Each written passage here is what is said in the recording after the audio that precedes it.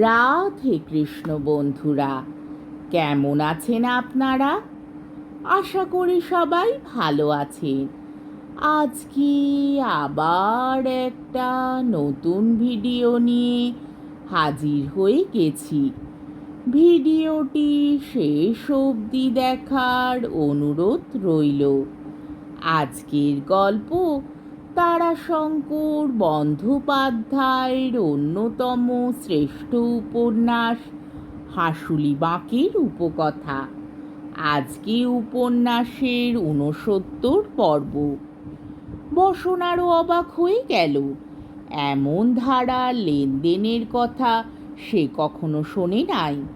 হাঁসুলি বাঁকের উপকথায় এই হিসেব এ কারবার নতুন।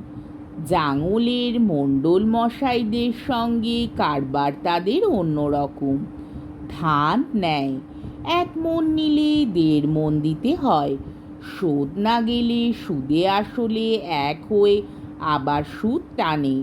টাকা নয়, ধার নয়, দাদন। সারের উপর দাদন, দুধের ওপর দাদন। নগদ সার কেনা বেচা হয় টাকায় ৩ গাড়ি ৪ গাড়ি দরে। সারের দাদনের দর ৫.৫ গাড়ি। টাকায় ১৬ দুধ, দাদন নিলে দুধের দর দিতে হয় টাকায় ২২। ৫ টাকার উপর দাদন হলে দর দিতে হয় ২৪। ১০ টাকার বেশি দাদনই নাই। ঘটি, বাটি, রূপোর গয়নাও ২-১ পদ বাঁধা দিতে হয় কঠিন বিপদে। তার হিসেব অত্যন্ত জটিল। সে ওরা বুঝতে পারে না, বুঝতেও চায় না, কারণ সে আর কখনো ফেরে না।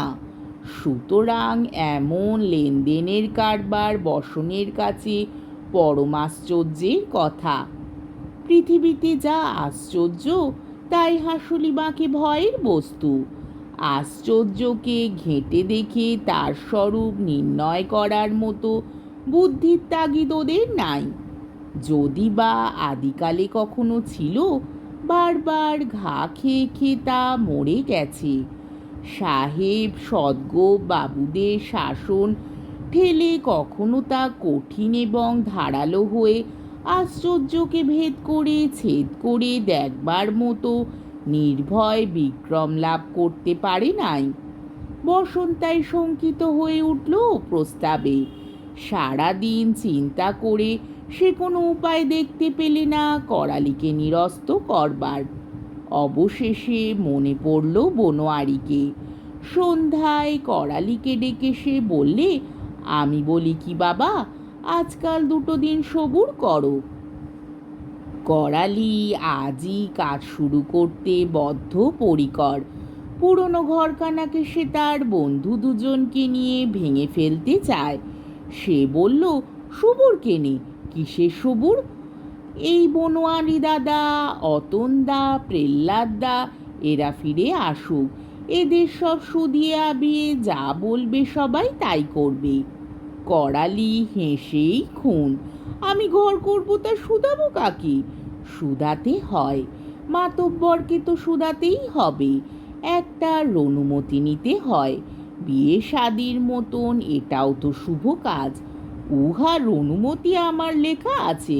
হঠাৎ হেসে সে বললে, রনুমতি? কার রনুমতি? কিসের রনুমতি? আমি করব ঘর আর রনুমতি দেবে মাতব্বর? উহু, লেলে চালা গাইতি। সে নিজেই দেয়ালে উঠে কোপাতে লাগলো। আশ্চর্যের কথা, ঠিক সময় ছুটতে ছুটতে সুজাত এলো। হাঁপাচ্ছিল। সে হাঁপাতে হাঁপাতে বললে, না না না, কোঠাবাড়ি করতে পাবি না, পাবি না, পাবি না। যা মলো, তু আবার সং করতে এলি কেনে? ওরে, কেউ কখনো করে নাই। কাহার পাড়ায় কোটা ঘর করলে তু মরে যাবি, সইবে না। সুচাঁদ গিয়েছিল গুগলি তুলতে। সেই পুকুরের জলে গুগলি খুঁজতে খুঁজতে মনে পড়েছে কথাটা। যা পিতিপুরুষে করে না তা করতে নাই। সয় না, সহ্য হয় না, মানুষ মরে যায়। সুচাঁদ কাঁদতে লাগলো। কথাটা বসন্তের মনে হলো। সেও শিউরে উঠল। সুচাদের কথার কোনো জবাবই দিলে না করালি। সে ভাঙতে লাগলো ঘর। আহ, বনোয়ারি কবে ফিরবে? মাতলা, নটবর এরাও মুখ ফুটে বলে ফেললে, হ্যাঁ ভাই, মাতব্বরকে একবার শুধাবি না? সে এসে যদি আকটাক করে। করালি মাথা ঝাঁকি দিয়ে চুলগুলোকে পিছনে ফেলে দিয়ে বললে, আক করে ঘরে ভাত বেশি করে খাবে। মাতব্বর কে রে? আমার মাতব্বর আমি। তারপর হঠাৎ বললে, চল। কোথা? চল, আজ আবার শিমুল গাছে উঠব। সেদিন গাছে উঠেছিলাম বলে নাকি ঝড়ে আমার ঘর উড়েছে। আজ আবার গাছে উঠব। আজ কি হবে হোক। সঙ্গে সঙ্গেই সে বলল। মাতলারা সভয় অনুসরণ করলে। না করে উপায় নাই। করালি এখন ওদের সর্দার যে। চন্দনপুরে ওর তাবেই বেচারাদের খাটতে হয়। করালি বললে, ভালো করলে মন্দ হয় কি না?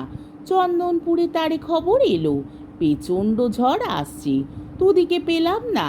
ছুটে গায়ে এলাম গেরাম সাবধান করতে। এসে দেখি গায়ের মরদরা সব জাঙল গিয়েছে ঘোষেদের ঘর ছাওয়াতে। কি করি? আকাশ দেখি কালচে হয়ে গিয়েছে। বুঝলাম চারিদিকে ঝোপের আড়ালে চালে বনে ঠাহর পাই নাই। উঠে পড়লাম শিরীষ গাছে। উঠে দেখি 5 দিকে সে কি ঘটা! কি বলবো মাইরি! তা শিরীষ গাছটা তো খুব উঁচু লয়, দেখে সুখ হলো না। তখন উঠে পড়লাম ওই গাছটাতে। বলিহারি বলিহারি, সে আচ্ছা বাহার হয়েছিল।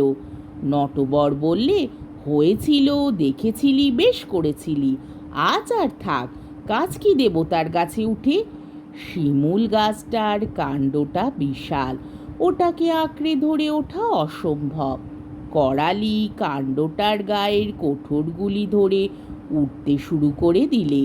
উপরে প্রথম ডালটায় উঠে নটবরের দিকে থুতু ফেলে বললে, ভাগশালা।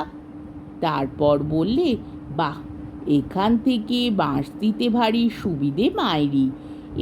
এই দয় কুমির আছে, বাবা ঠাকুর আছে, তা বটে কুমির থাকতে পারে। দয়ে ঝাঁপ খাওয়া মুলতুবি রেখে উপরের দিকে উঠতে লাগলো সে। উঠে সে আজ আবার হাঁক মারলে, হো! অর্থাৎ দেখ, তোমরা দেখো, আবার আমি উঠেছি শিমুল গাছে। গোটা কাহারপাড়া সে হাঁক শুনে গাছের দিকে সভয় বিস্ময় তাকিয়ে রইল। আজকের পর্বটি এইখানেই শেষ হলো। আমার ভিডিওটি যদি আপনাদের ভালো লেগে থাকে তাহলে আমাকে কমেন্টের মাধ্যমে আপনাদের মূল্যবান মতামত অবশ্যই জানাবেন এবং আমার ভিডিওটিকে লাইক ও শেয়ার করার ও আমার চ্যানেলটিকে সাবস্ক্রাইব করারও অনুরোধ রইল। তাহলে আজকের ভিডিওটা এই অবধি। পরের দিন আবার এই উপন্যাসেরই 70 পর্ব নিয়ে হাজির হয়ে যাব। ততক্ষণ পর্যন্ত আপনারা সবাই ভালো থাকবেন, সুস্থ থাকবেন, সাবধানে থাকবেন এবং আমার ভিডিওটি দেখতে থাকবেন। তাহলে আজকে আসি। রাধে কৃষ্ণ।